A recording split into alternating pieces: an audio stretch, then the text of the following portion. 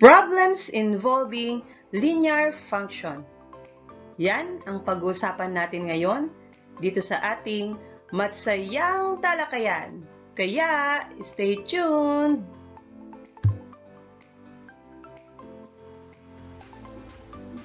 Hello, grade 8 learners! For today's lesson, we're going to discuss problems involving linear function. With the learning competency, solves problems involving linear function. The given problem shows a linear function. Now, let us explore it. A man often rides a taxi from one place to another. The standard fare in riding a taxi is 40 pesos as a flag down rate, plus 3 pesos and 50 centavos for every 200 meters or a fraction of it. Now, let us complete the table.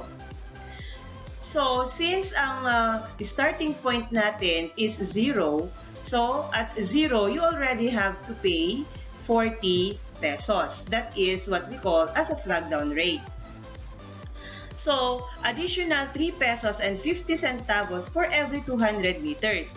So, after reaching 200 meters, so 40 plus 350 will give you 4350. And when you reach another 200 meters, so additional 350 pesos, so you have 47. And if you reach 600 meters, additional 3 pesos and 50 centavos, so you have 50 pesos and 50 centavos. So if you reach 800 meters, then you have 54 pesos. If you reach 1,000 meters, so you will pay 57 pesos and 50 centavos. Now, how are we going to solve this kind of problem? We can solve problems involving linear function by following the given steps. First, write the given information. Then, identify the dependent and independent variables. Third, you have to make a table. Then, identify the slope and y-intercept and write the equation of the line. And lastly, you have to graph using your answer in step number 4, if it is necessary.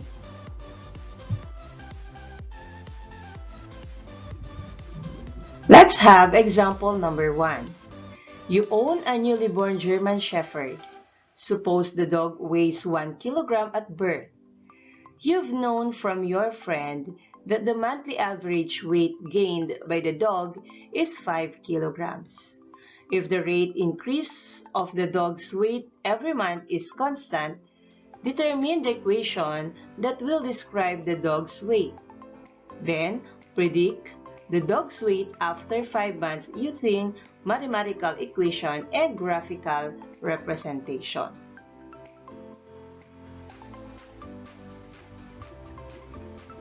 The given information in the problem are the weight of the dog at birth, which is 1 kilogram. Its monthly weight or monthly average weight gained is 5 kilograms. And the rate of increase is constant. So let's identify now the dependent and independent variables. The dependent variable is the dog's weight. And the independent variable is the number of months. Let us represent the problem in table form, where x is the independent variable, which is the number of months, and y is the dependent variable, which is the weight of the dog. As stated in the problem, at birth, the dog weighs 1 kilogram. So we have there 1. And monthly, we have an average increase of 5 kilograms. So, on each first month, additional 5 kilograms. So, 1 plus 5 is equivalent to 6. And at 2 months, we have to add another 5 kilograms. So we have 11. Then, another 5 kilograms on its 3rd month, so we have 16. After completing the table, we can represent the slope of the given problem. How to find the slope? We know that the slope is rise over run, which is in the formula, we have y sub 2 minus y sub 1 over x sub 2 minus x sub 1. So, saan natin kukunin ang y sub 2, y sub 1, x sub 2, and x sub 1? So, pwede natin yan makuha dito sa ating table. So, let us have that 0, 1 is the first point. At yung 1, 6 is the second point. So, we have there, y sub 2 is 6, and y sub 1 is 1. Then, x sub 2 is 1, and x sub 1 is 0. Okay? So, just substitute the values on the formula. Now, ang tanong, paano itong numbers natin sa nasusunod? 2, 3, 11, and 6. Pwede rin tayo dito kumuha. So, halimbawa, ilalagay natin as y sub 2 is 11, ang y sub 1 natin is 6. Pwede rin. X sub 2 is 2, x sub 1 is 1. Or, pwede rin tayo dito kumuha, y sub 2 is 16, y sub 1 is 11, x sub 2 is 3, and x sub 1 is 2. The same pa rin ang makukuha natin na slope, which is equivalent to 5 over 1 or 5. Now, identify the y-intercept. Always remember na kapag sinabi nating y-intercept is the point where the graph passes on the y-axis.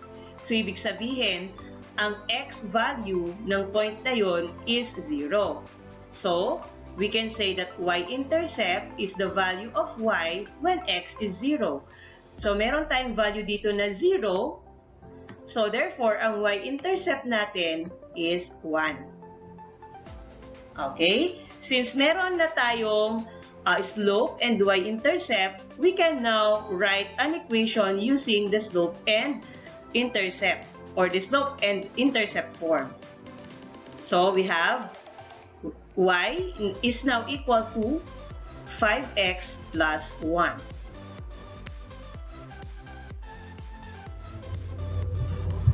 Using the equation y is equal to 5x plus 1, we are going to determine the weight of the dog after 5 months.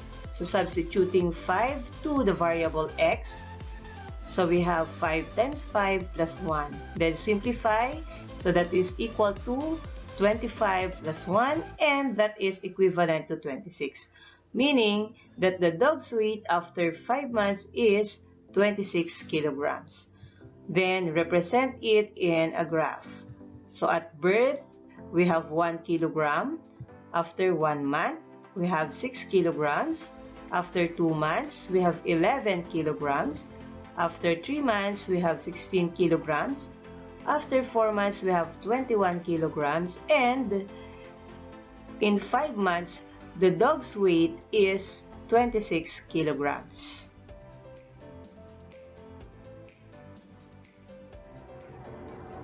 Example number 2.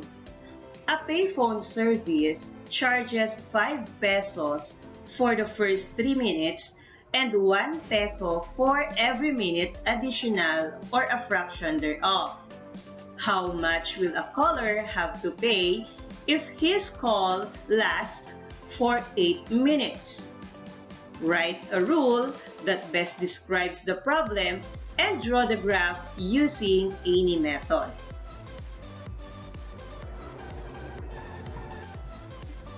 The information in the problem that we need, we have the payphone charges, which is 5 pesos for the first 3 minutes, and an additional 1 peso for every minute or a fraction thereof. Then, the dependent variable is, of course, the charge or payphone charges. Then, for the independent variable is the time of call. Let us represent in table form. The value of x started from 3 since it is stated in the problem that the caller will pay 5 pesos for the first 3 minutes. Meaning, kapag yung caller ay tumawag within 1, 2, or 3 minutes, he will be charged 5 pesos. Magkakaroon lang siya ng additional 1 peso for every minute kapag nag-exceed siya ng 3 minutes. So, let's say the caller called 4 minutes, he will be charged 6 pesos. And another 1 peso additional kapag na-reach niya yung 5 minutes. And another 1 peso additional kapag na-reach niya yung 6 minutes. So, in 6 minutes, he will be charged 8 pesos. Now, from the given table, let us identify the slope. The slope is again rise over run or can be solved by this formula. So, pwede tayong kumuha dito y sub 2, y sub 1, x sub 2, x sub 1. So, substituting these values on the formula. So, we have 6 minus 5 over 4 minus 3, which is equivalent to 1 over 1 or 1. So, the slope now is equal to 1. How about the y-intercept? In this kind of problem, since the charge is the same from 0 to 3 minutes, the y-intercept is not clearly described. So, to write an equation, let us observe the pattern in the table.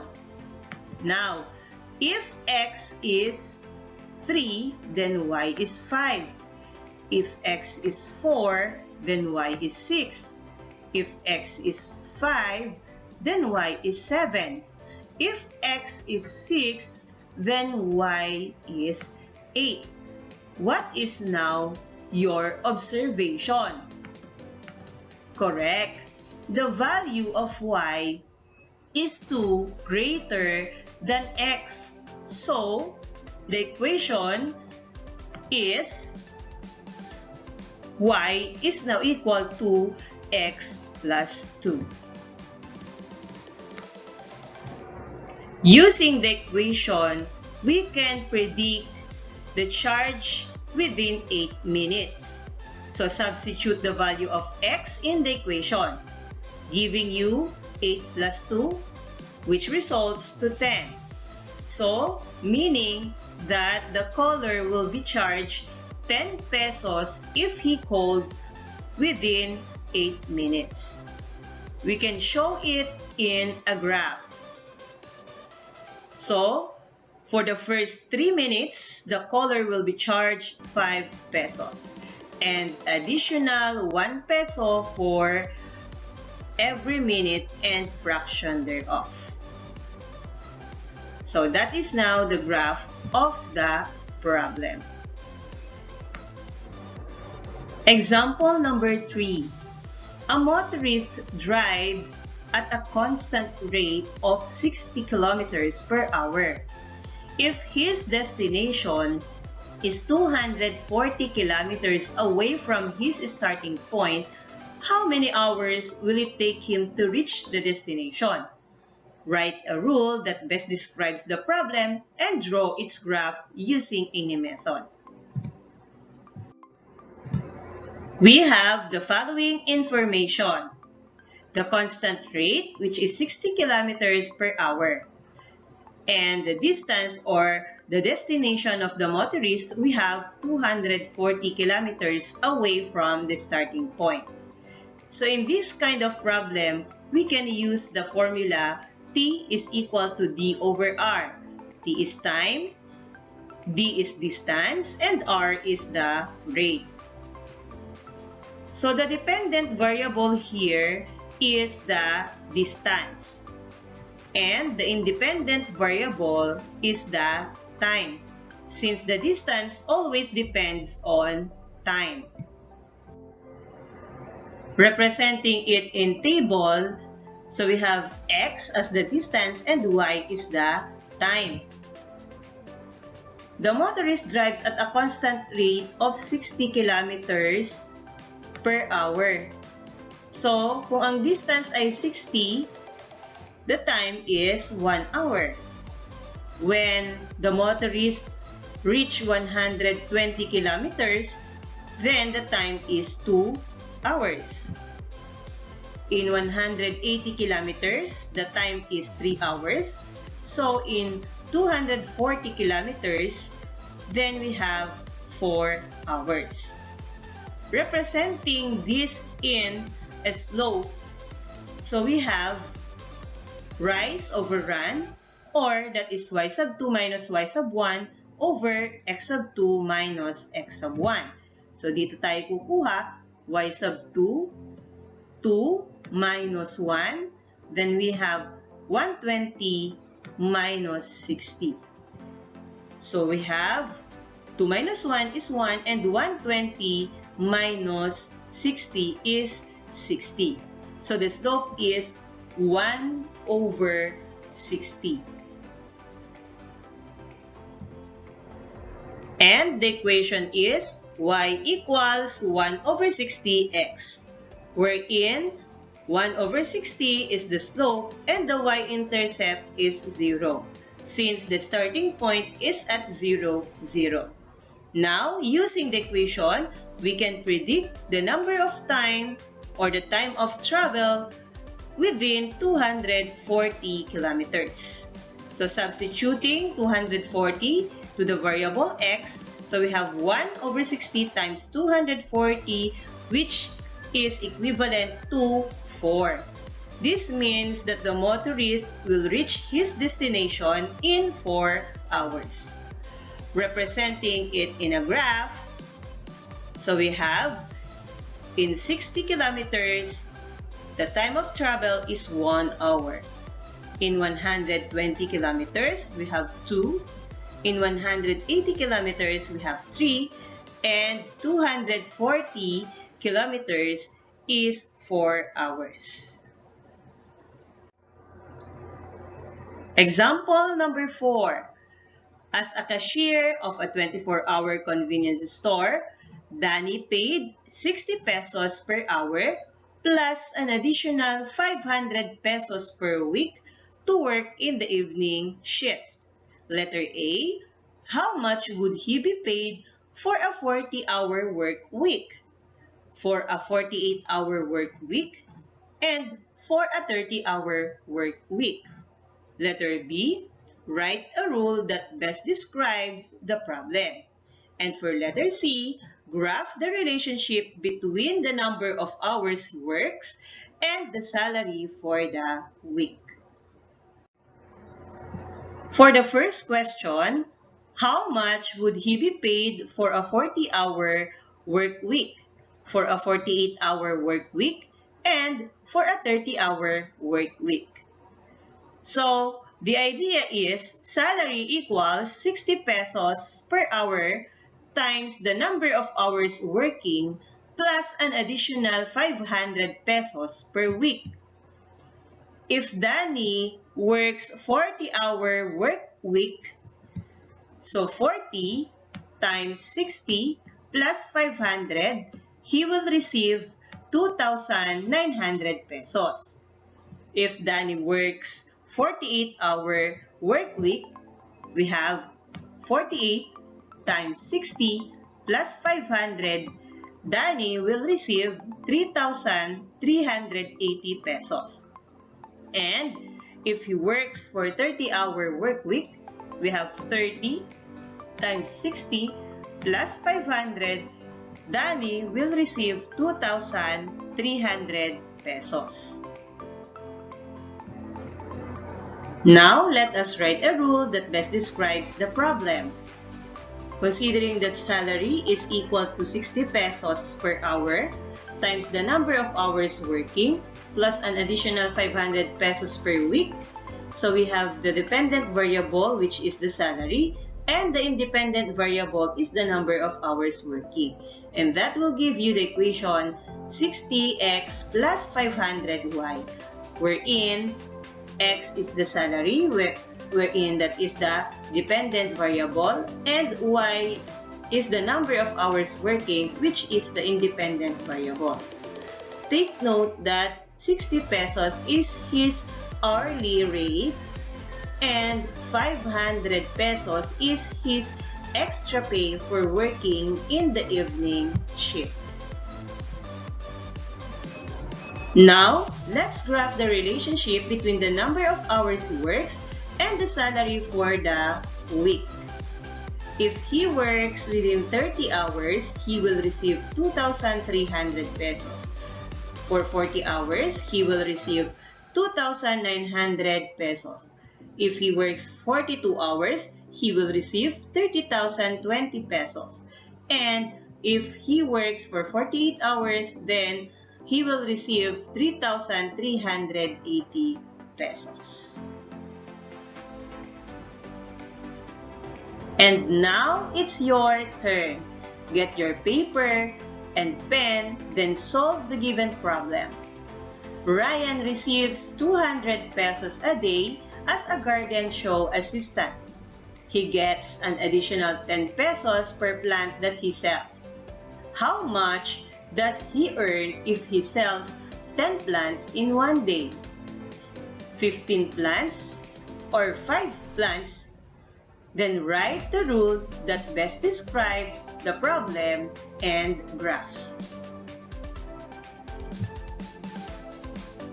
And that's for today, guys. Mag-practice at magtiyaga upang lalong maging magaling. Again, this is Teacher Dali na nagsasabing, practice makes perfect. Thanks for watching!